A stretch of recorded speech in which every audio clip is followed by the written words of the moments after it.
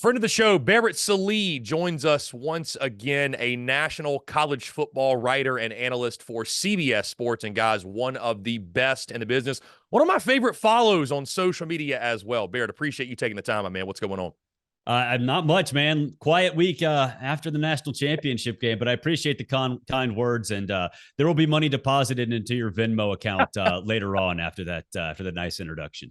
Well, hey, Barrett, before we dive into everything college football, like you mentioned, slow news week, the Braves just re-signed Max Fried and A.J. Minter, I believe, to one-year contracts.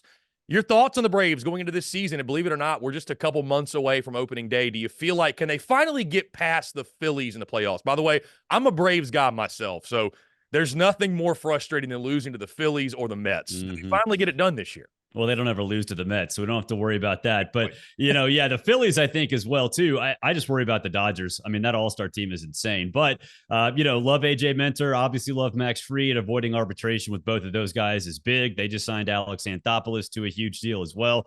Probably the biggest news of the offseason with Alex Anthopoulos, with what he's been able to do. So I think they'll be fine in LCS against the Dodgers. That's where, what happens, we'll see. But the Phillies, I'm not worried about. The Dodgers, very much so.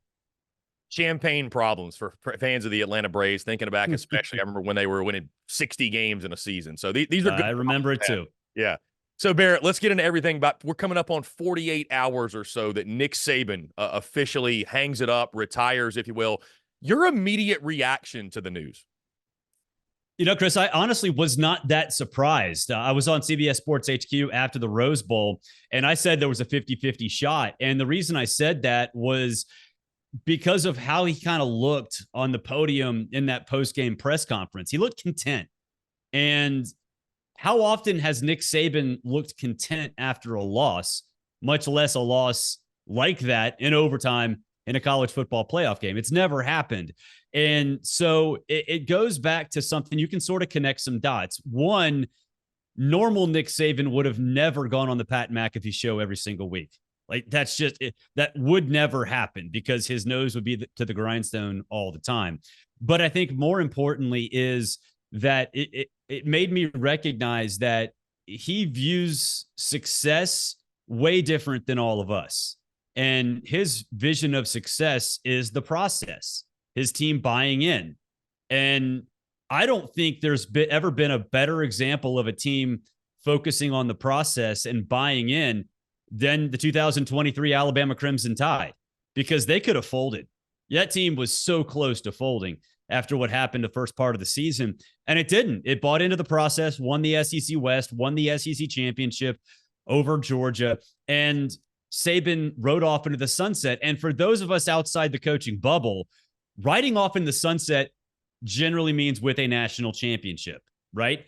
I think for Nick Saban, riding off in the sunset means being proud of a team. And he said on that podium that he's the most proud of this team than any other team. He's more proud of this team than even the national championship teams. So he is riding off into the sunset, and he's doing it at the top of his game, and he's doing it after coaching one of the more remarkable seasons in Alabama history. So, I wasn't surprised. Did I think he would actually do it? But before the Rose Bowl, no. But honestly, after watching that press conference and connecting some dots, yeah, I thought it was a 50-50 shot. I thought it was much more likely maybe than a lot of other people. And Barrett, I think we all knew it was coming sooner rather than later, obviously. It's funny. I was asked like 2 days before it happened, do you think Nick Saban's going to retire? And I felt like obviously within a 3 to 4 year span, it was coming. It'd be a shocker when it did, just because you can't imagine college football without Nick Saban. But I especially thought, again, like you mentioned, that disappointing Rose Bowl, the team they're going to have next year. Jalen Milroe had announced he's coming back. A lot of the young contributors on that team, they're coming back next season. It really surprised me.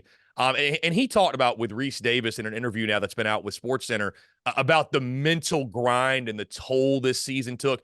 How much of that, Barrett, because you mentioned obviously the progression of this football team. I mean, what they were, and I think it was week 3 or week 4 against South Florida to the Rose Bowl. I think it's one of his best coaching jobs in his tenure. But how much of that mental toll do you think was on field? How much of it do you think was off field with the ever-changing landscape of college football NIL, portal, expanded playoff, things that he's been pretty outwardly spoken on that maybe he's not such a huge fan of. Yeah, that's a big part of it. I've talked to a lot of coaches, and the calendar from mid-November till right now is taking a toll on everybody. I've talked to coaches that say they don't have Christmas. I think Hugh Freeze got a lot of heat after they lost the Music City Bowl because he said he was more focused on recruiting and not the game plan. I've had multiple coaches tell me they didn't even show up to practices because they were too busy recruiting and talking to kids in the transfer portal, all that stuff. It's, for a guy like Nick Saban, who's 72 and has previously stated, 2-3 years ago, that he's enjoying life more as a grandparent, seeing his grandkids, going to the lake, all of those things you can sort of put together and say, you know what? Yeah, for some coaches, you could probably deal with it a little bit. But a 72-year-old who has devoted a little bit more time to enjoying the things in life that he's never really had a chance to enjoy, why bother? Why bother? If you find the right time, and he did, then you have to move on. So, I'm sure he likes the transfer portal in the sense that he can replenish his roster. Of course, he's Alabama. You open the door and people will just walk in, right? But he shouldn't have to do that. And he shouldn't have to re-recruit his own team. It's a pain, So I think that certainly it was a big reason he hung it up. And honestly, I think that's going to be a problem in the coaching industry in the SEC moving forward, not the SEC, in the entire college football world moving forward, because you've got these guys that love it, right? Kirby Smart will be fine. He can deal with all of this. Lane Kiffin, sure, he can deal with all of this. Portal King, whatever. They like this stuff. But there are a lot of people who don't. And if you're an assistant right now, or you're trying to finally get that head coaching job, if you're my age, 43, and you haven't got a head coaching job yet, why would you keep doing this? Just go to the NFL and coach ball, even if it's a step back in terms of title. So, yeah, I think Nick Saban, from a head coaching perspective, you can look at that as a reason he kind of he was done, the reason he made this decision. But I also think it's going to become an epidemic in the assistant ranks as well in college football, because it's not easy. It's not fun. Barrett, switching gears ever so slightly. Again, you've been talking college football for quite a while now, talking SEC football specifically for quite a while. When you think about Nick Saban, what does he mean to you specifically? Well, it's easy to say he's the greatest coach of all time because he is, but I think a lot of people focus on the results and end it there, which is fine because he's the greatest of all time when you focus just on that. But he's the greatest recruiter of all time, revolutionized recruiting, because you go back and look at those days at Alabama when he was going up against Urban Meyer on the field and in the living room of every high school recruit. Everybody had to keep up. Everybody had to follow in Saban's path because Urban was doing it great. Nick did it even better than that. So in the age of recruiting budgets and all the money that's pouring in before the NIL stuff, Nick Saban is the reason why. And then you look at the NFL draft. You have 44 first-round picks at Alabama. That's insane. That's almost impossible. So in terms of getting players to live out their professional dreams, the greatest at that. And then I wouldn't say he's a de facto czar, right? I saw some people saying he's going to go be the commissioner of college football or the czar of college football. No, he's not going to do that now because he already was that. That's what his job was off the field. And he didn't even get paid for it. He just voiced his opinion, whether it be, talking about way back when the +1 system for the playoff, which more or less is what the 14 playoff became, whether it be, setting the tone for early season neutral site kickoff games, because he was the first guy that did that. Him and Tommy Bowden did the first Chick-fil-A kickoff game with Alabama and Clemson back, I think it was 2007. Again, influx of cash because he decided to buy in to what Gary Stokan, the CEO of the Peach Bowl, sold him on. And that goes beyond that. It goes to 10-game conference schedules. He's been fighting for that. Full Power 5 schedules for, he's he's been the driving force, and he always hasn't gotten what he wanted, but he's pushing the sport in the right direction. Even if it's not exactly the way he wants it, it's better than what it was because of Nick Saban. Now, Barrett, you've got a piece out right now on CBSSports.com. Highly encourage folks to go check it out. If they don't know where to find it, go to your social media page. It's a couple of posts down. But you talked about the top moments of Nick Saban's career, from the rants that he had, the getting feisty with Maria Taylor, NIL comments, rat poison. What's your favorite moment, if you had to pick one from the Nick Saban era at Alabama specifically? It's look, the Maria Taylor one is great. But the more underrated one, and this is a family-friendly show, but when Georgia State or Georgia Southern ran through them like through his tin horn. I mean, it was awesome. It was hilarious. It was true. And it was incredibly old school country West Virginia, because it was like his history, his youth was coming out, right? Because even if he says stuff like the rat poison thing or whatever to motivate his team, it's not like that. It was like a moment where he was actually true to himself and wasn't like CEO Nick. And that one to me, it stands out. And it was one of, if you go back and watch the highlight too, he says it, and then he almost laughs at himself, because he's like, that's not what I like. That's not me. I'm supposed to be corporate. I'm supposed to be, a guy that, focuses on getting hibachi hands right now. I'm getting Nick Saban hibachi hands right now. But that one stands out to me. It's not one of the more talked about quotes, but it was hilarious. So, Barrett, with the retirement of the GOAT, the coaching search begins, and this is a coaching search unlike any other. We sit now on this Friday morning, 10 a.m. or so, and we talked about it off air. You mentioned this thing is going to move very, very quickly, and Bama has to move quickly, because now this entire roster now has 30 days to hit the portal, and you know as well as I do, it's going to be open season on that Alabama roster that, is chock full of talent. Obviously, to keep this thing, the train on the tracks, you got to move quickly. So, we've seen already Dan Lanning, he announces, nope, I'm staying at Oregon. Steve Sarkisian, he comes out on social media, hook him. Mike Norvell even comes out and says, go Noles. Do you buy into what these coaches are saying on social media? I mean, I think it's one of those things where we've seen, I think even with Nick Saban himself denying, I'm not going to take the Miami Dolphins job. I'm not taking the Alabama job. Like, do you read into that a lot? If you're hearing anything of late, obviously I know Kalen DeBoer is the name that's coming up. Maybe Dabo Sweeney's name, all of a sudden he's becoming a favorite in Vegas to get this job. Your thoughts on the coaching search to this point, and what we've seen with the names that have been coming up, if you will? Yeah, to me, Dan Lanning and Steve Sarkisian used Alabama, because now they can say, even if they were never offered or even ever really considered, I turned down Alabama. So, it's the recruiting pitch, right? Like, it doesn't even matter if it's real. It has nothing to do whether it was real or not. They can say that to recruits and transfer kids and all that other stuff, and that's going to resonate. And I don't think either one of them was offered. I think Dan Lanning would have done a great job. I think Steve Sarkisian would have done a great job.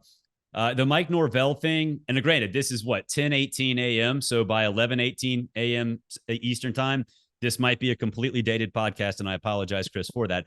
But if you're Mike Norvell, wouldn't you tell an Alabama transfer, hey, I want you at Florida State, but hold off? Right? Like, because the dude, the kid didn't transfer from anywhere. He transferred from Alabama, and he's already been announced by the school. So he can't go anywhere. If you're Mike Norvell and you have any dignity, wouldn't you tell him, hey, dude, hold off? I don't know. Like, that's my mindset with them. Now, Kalen DeBoer, canceling his radio appearance on Friday morning in Seattle is definitely interesting. You can read some tea leaves there. I don't know, man. The Dabo thing, you heard the guys, the fans chanting anybody but Dabo. What was that, Wednesday night? Mm-hmm. The shine should not have come off of Dabo, right? Like, the DJ year sucked. Cade did the offense this year under Garrett Riley was not what we thought it would be. But he's still Dabo. He's still an Alabama guy. And a new, fresh start, I think, would help. And I've always likened this Dabo. I've kind of done a 180 on this, right? I've always thought the Dabo Alabama thing would never happen because Dabo built Clemson into a superpower. And he did it using a real estate analogy. He built his own house.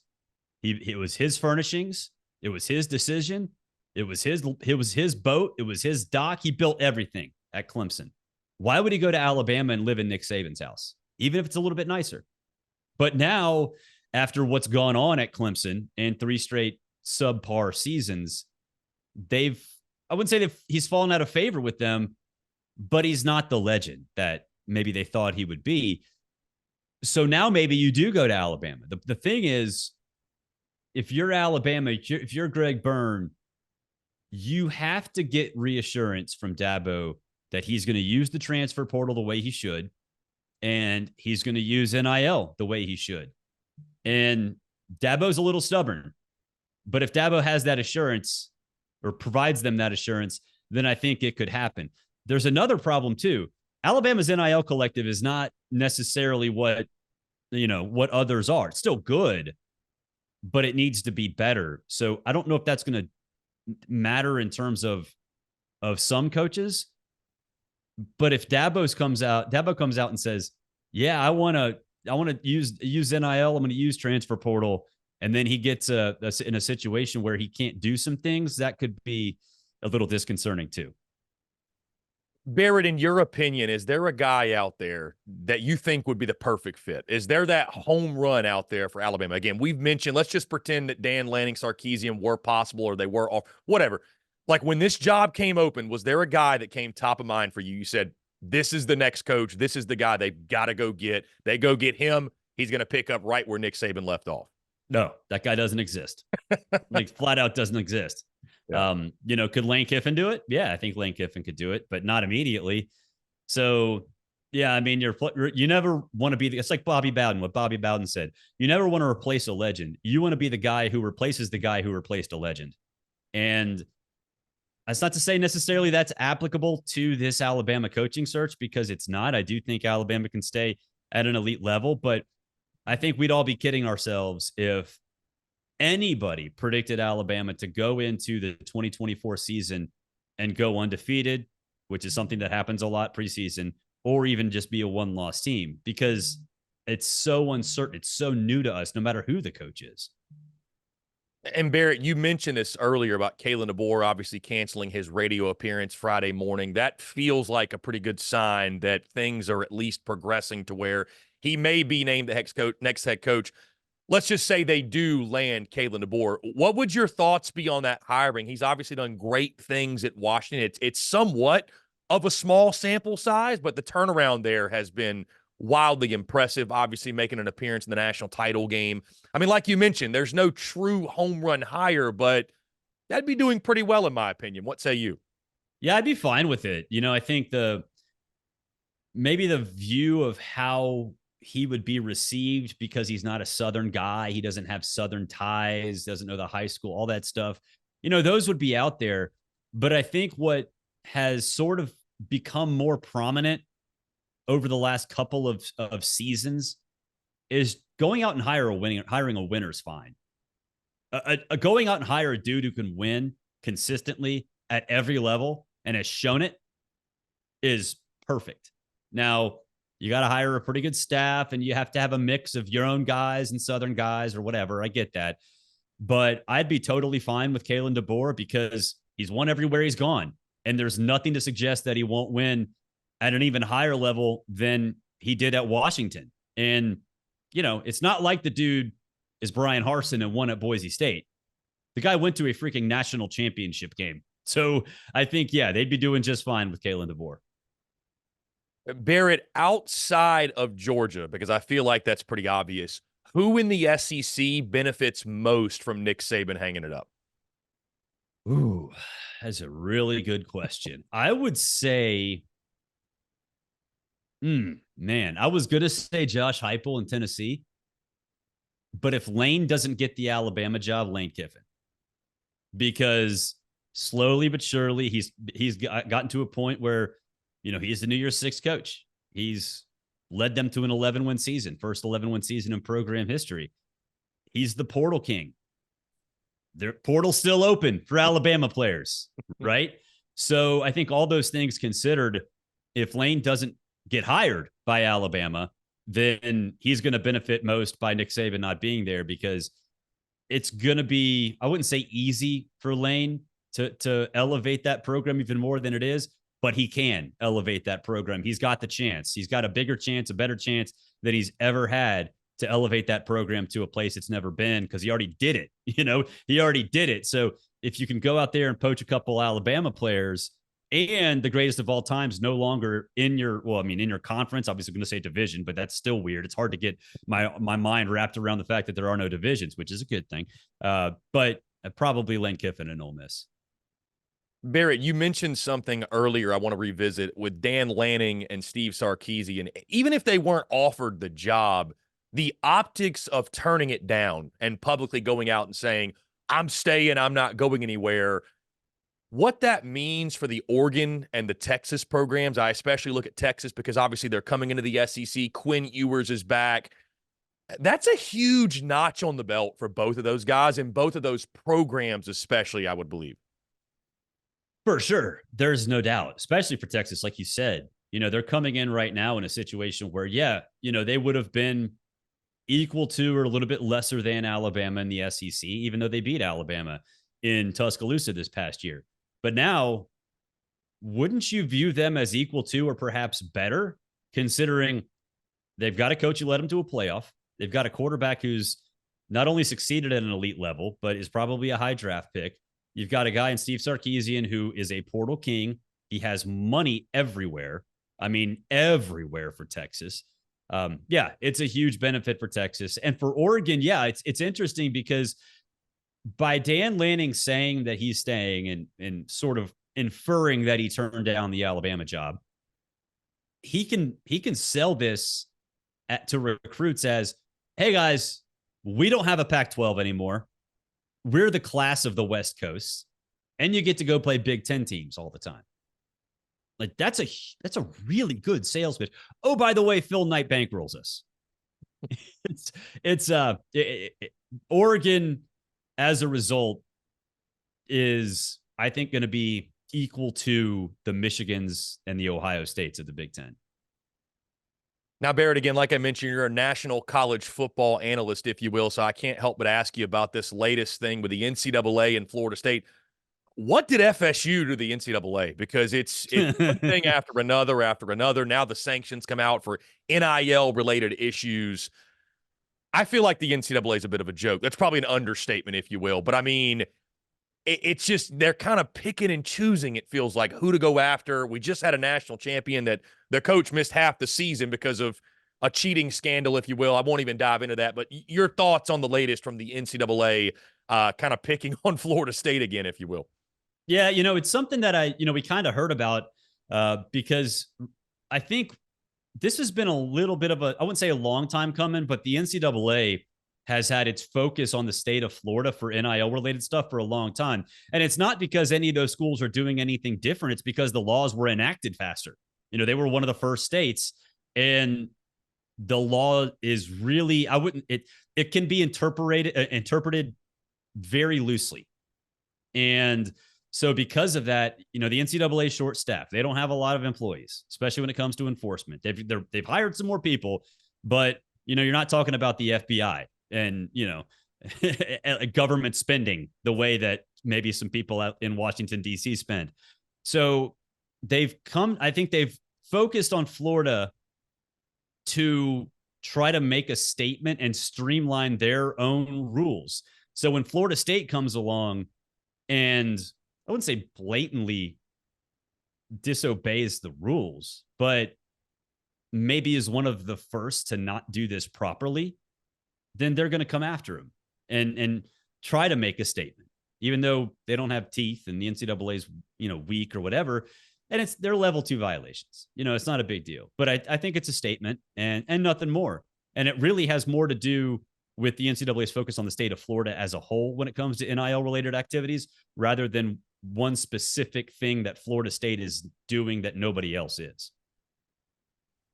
Barrett, last thing, and we'll get you out of here. You mentioned this, and I want to touch on it yet again. We enter a new era of college football, right? With the expanded conferences now, Texas and Oklahoma coming over, no more divisions, a 12-team playoff, an ever-changing landscape of NIL, transfer portal, and now no Nick Saban. I guess just how weird is that as we enter this new era without this figure we had had in college football for so long? It just feels like really interesting times for the sport of college football as a whole. Yeah, I mean, it's the whole thing is going to be weird. Earlier I kind of mentioned like Ole Miss was in the same division as Alabama. I had to stop myself. Like, oh no, that's not happening anymore. And then like I put together my way too early college football playoff picks, and I'm like, oh, I can't have Texas and Alabama in the top, or Georgia in the top 4 because they're 2 SEC teams. That's weird, right? So it's like it's hard. And without Nick Saban, no matter who Alabama hires, it's going to be very weird not to see him on the sideline. And I think it's in this day and age with everything that's going on off the field and the new playoff system, and it truly is a turning of the page, and some of it's going to be for the better, some of it's going to be for the worst. Now, a lot of people have differing opinions on what is better and what is worse, but it's going to be the 2024 season, man. We always go in like, I don't know what to expect. I really have no freaking clue what to expect in 2024. Barrett Sallee of CBS Sports. What I do expect, Barrett, you'll again continue to crush it and have great success as you deserve, my friend. I appreciate you taking the time. You can follow him at Barrett Sallee on social media. Check out his work, cbssports.com. Barrett, it's always a pleasure, my man. Let's do it again soon. Absolutely. Thanks for having me.